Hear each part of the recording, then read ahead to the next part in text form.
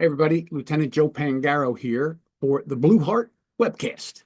Now it says podcast, but I call it a webcast because we're on YouTube.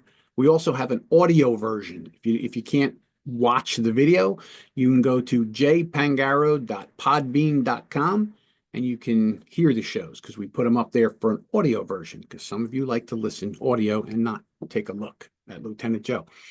All right, so our program, the Blue Heart Podcast, is sponsored by Blue 360 Media. That's my publisher. They take care of all my books. We have Riot Tint. They create safety film for doors and windows on all facilities. Amazing people. And then Medical Essential Diagnostics. They are a New Jersey-based company for all first responders. They provide health screenings at no cost to you to find out if there's anything wrong so you can get healthy. Enjoy yourself. Get that pension. Right? That's what I want to talk about today. I'm not going to spend a lot of time here, but I wanted to cover a topic. A question has come up to me a couple of times. I teach a criminal investigation course, right? Goes along with my book, The Investigation and What We Do. And one of the things we talk about is getting search warrants. And the other thing is understanding the exceptions to the search warrant. So there are court-approved exceptions to a search warrant. These are, topics that have come up to the court to realize the officer doesn't have the time to get a search warrant, and is it valid to search something when you have that? And there's exigent circumstances, emergencies, things like that. Well, one of the exceptions to the search warrant requirement is the consent search. And over the course of my career, I have used the consent search very, very successfully with some really, really big cases. I mean, big enough to the point where you say to yourself, gee, why would somebody ever consent to that? Well, people will consent to a lot of things if they trust you, if they think you're not out there really to hurt them.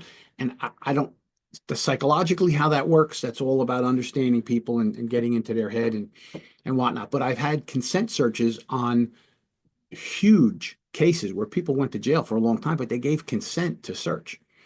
Right? The questions that I get is, what do I say exactly to ask for a consent search? Well, there's mistakes that people make. A lot of times you'll hear an officer say, hey, do you mind if I look in that bag? Hey, do you mind if I check your pockets? Hey, can I look in your car? Right?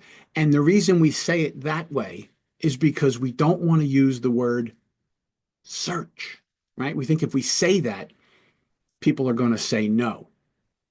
But the reality is we have to understand some things about a consent search and why the courts have allowed it. Number one is we have to make clear to the person that we're dealing with what it is we want to do. That's why we have to say the word search. I would like to search your car. I would like to search your pockets. I would like to search your backpack. Right? So we have to make it clear to the person our intention.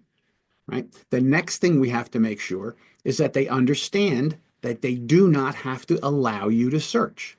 Now, I've seen officers over the years that are really good at talking to people, and they're slick, and they, hey, you mind if I take a look in there? It's no big deal, right? If you don't have nothing to hide, nothing to worry about, we can't get involved in all that kind of nonsense. We have to be crystal clear. We have to protect everyone's constitutional rights. That's what we do. We're the good guys and good girls. And we treat people fairly. That's a bottom line. I have never seen people not cooperate who were going to cooperate, who were prone to cooperate, because we use certain words like search. They, as long as they know who you are, what you're all about, they understand the situation, and you're clear with them what you want to do. You want this to hold up in court. See, and that's part of the problem, because in every search that we do, the court says you should get a warrant unless it meets the criteria, the accepted criteria for certain things where you can, where the search warrant requirement is not held in place, right? And one of them is exigent circumstances, emergencies, and consent search is another one. There's a lot of them. We'll go over them in another program.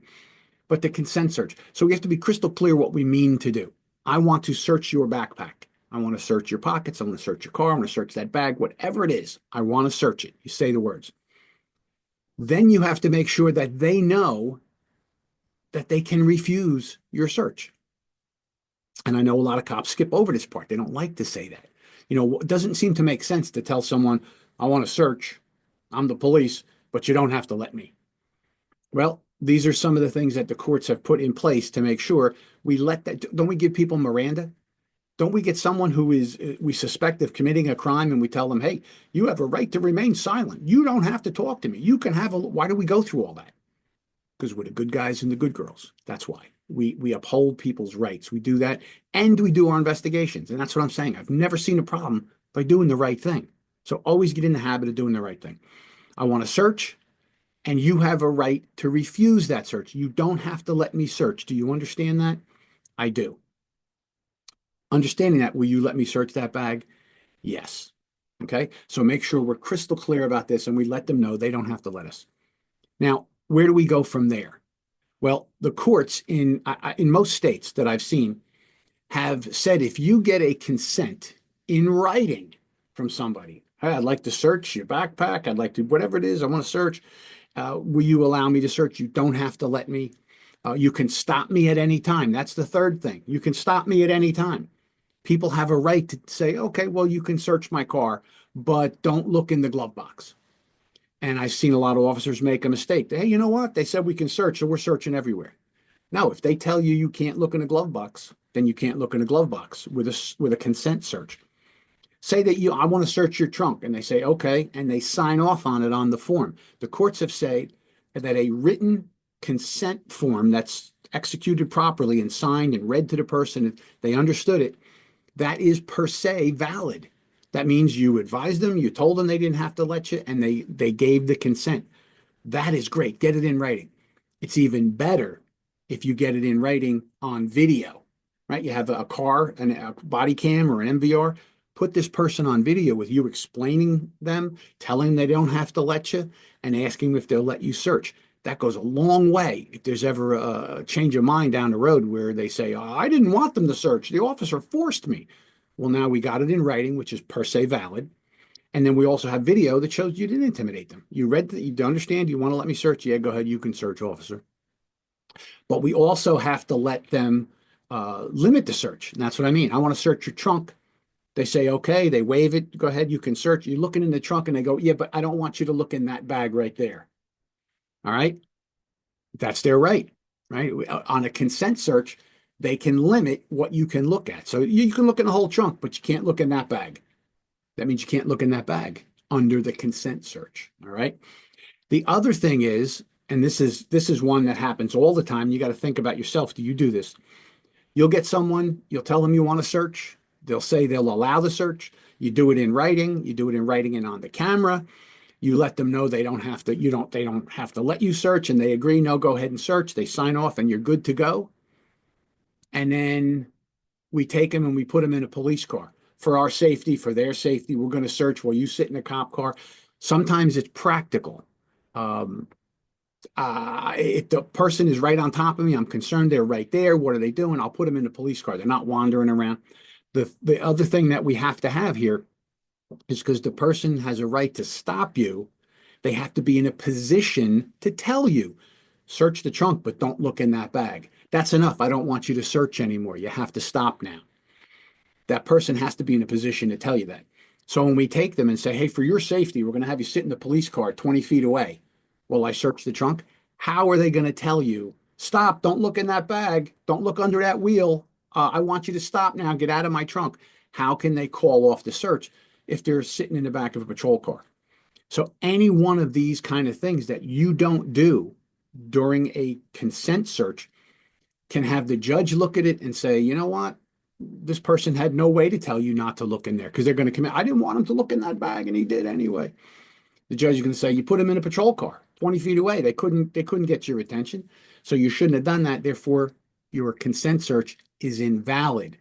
And if it's invalid, any evidence you found goes out the window. You lose it all. So a consent search is a very powerful, awesome tool we have in law enforcement. We have to respect it. We have to do what we are supposed to do so that it meets court muster. So when the judge looks at this, no matter what the person says, the judge can go, well, I have a signed consent here. The officer spoke to the person. They gave written consent. That is per se valid. that at the time the person gave consent. Hey, I also have it on video and I'm watching the interaction between the officer and the person. The officer's not intimidating, the officer's not threatening. The officer talked about it, explained to him, and the person said, yeah, go ahead and search. And then when the search was conducted, the person was standing right next to the officer as the officer conducted the search and found the gun or found the drugs or found whatever it is that they were looking for, and then placed the person under arrest. It makes the entire process legal and valid. And it's a great tool for you to use as long as you do it correctly. So go over your policy and your procedure in your department, talk to the other officers, and make sure everyone is doing it right, because you get a consent on some things. You'd be so surprised that they'll give you consent for. A lot of times they think you might not find it, right? So they give consent, because if somebody says, no, I don't want you to search, what does that mean? I think the average person would think they don't want you to search because there's something in there to find, right? So lots of people, if you ask for consent, will waive it. They'll give you consent because they don't think you're going to find it. And how do you make sure you find it? Well, you watch our other programs where we talk about hidden compartments and we talk about how to identify voids and traps in cars. This is an ongoing process that we all learn how to do these things. It's not really by chance. We learn skills, we learn techniques and abilities to make us good officers. And the consent search is an awesome tool for you to use. All right. So I want to thank you for being here. Remember, like, subscribe, tell your friends, get them on here. We'll cover more things. If you have something you want to tell me, something you want to talk about, you want me to research or discuss, email me, Joe@Pangaro Training, Joe@PangaroTraining.com. Send me an email and we'll do a show on it, right? If you got some great story about law enforcement, you want to come on the show, let me know. I'd love to have you on here. All right. So for the Blue Heart Podcast, I'm Lieutenant Joe saying have a great day.